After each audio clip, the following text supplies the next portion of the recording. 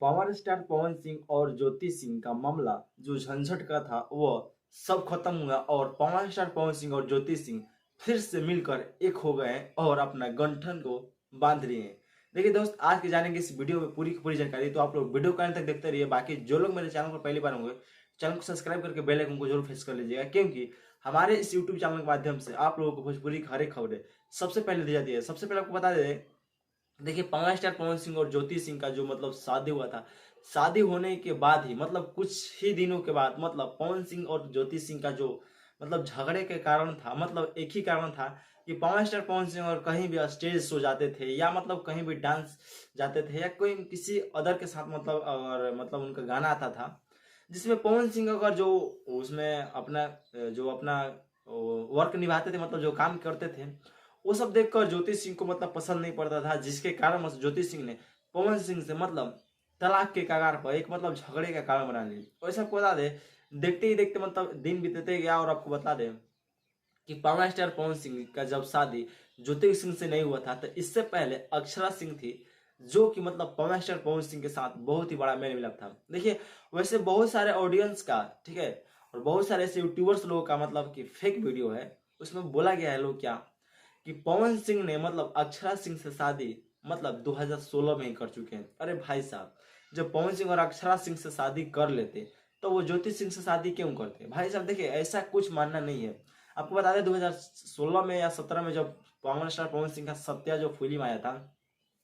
Satya film आने के बावजूद से अक्षरा सिंह पवन सिंह को बेहद चाहती थी। मुझे ये पता है कि भाई अक्षरा सिंह को पवन सिंह से कि प्रेम हो गया था, लेकिन इसके ये नहीं कि पवन सिंह ने अक्षरा सिंह से शादी कर लिया। ऐसा कोई मायने नहीं है। ये सब जितने भी यूट्यूबर्स लोग हैं जो कि आप लोगों को वीडियो बना करके आगे पेश कर रहे हैं और बोल रहे हैं कि पवन सिंह और अक्षरा सिंह ये वो और पवन सिंह एक साथ और अक्षरा सिंह एक साथ करती हैं, वो सब कि गलत वीडियो है। आप लोग उस सब वीडियो पर ध्यान मत दीजिएगा, क्योंकि देखिए भाई साहब, बहुत सारे लोग ऐसे होते हैं भाई साहब कि अपने व्यूअर्स को बढ़ाने के लिए, अपने लाइक्स को बढ़ाने के लिए, अपने कमेंट्स को बढ़ाने के लिए, अपने सब्सक्राइबर्स को बढ़ाने के लिए वीडियो में कुछ भी गिनी चुनी बातों को डाल देते हैं, जिसके लेकर के ऑडियंस लोग उनकी बातों को बिलीव कर लेते हैं और अटैक कर लेते हैं। भाई साहब, जिसको अगर पता नहीं रहेगा तो वो दूसरे की बातों को बिलीव करके आगे बढ़ता है, लेकिन भाई साहब जिसके अगर ऊपर बिलीव करना चाहिए, वो ऐसा आदमी नहीं होना चाहिए कि वो एक दिन विश्वासघात निकले और आपको गलत गलत बातें बताते हो। लेकिन आपको बता दें, मुझे इस सबसे खैर कुछ नहीं है, लेकिन आपको बता दें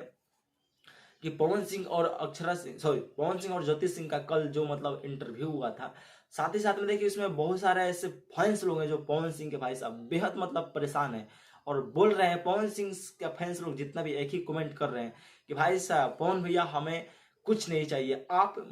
हर एक लोगों को माफ करते हैं, आप छोटे छोटे लोगों को माफ कर देते हैं। ये तो आपकी धर्म पत्नी है ज्योति सिंह जी, जिनके साथ आपने 7 फेरे का वचन लिया है, तो आप इनको माफ क्यों नहीं कर सकते? भाई साहब, जब सभी लोग माफ कर देते हैं तो ज्योति सिंह को भी आप माफ कर दीजिए और ज्योति सिंह को माफ करके फिर से आप लोग एक दूसरे हो जाइए,